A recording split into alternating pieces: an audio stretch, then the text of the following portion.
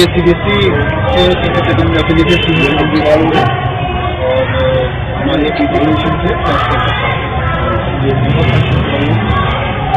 Annual function साल भर बच्चे जो भी अपने एक्टिविटीज करते हैं उसका कल्मिनेशन हम बहुत सारे बात कर रहे हैं।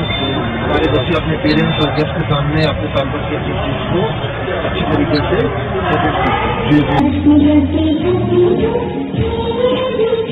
हमारे बच्चे पूरे नेशनल केरला से लेकर के बॉम्बे तक गुजरात तक परफॉर्म करके आते हैं। इसका बहुत अच्छा टैलेंट है, तो उन्होंने देखा होगा।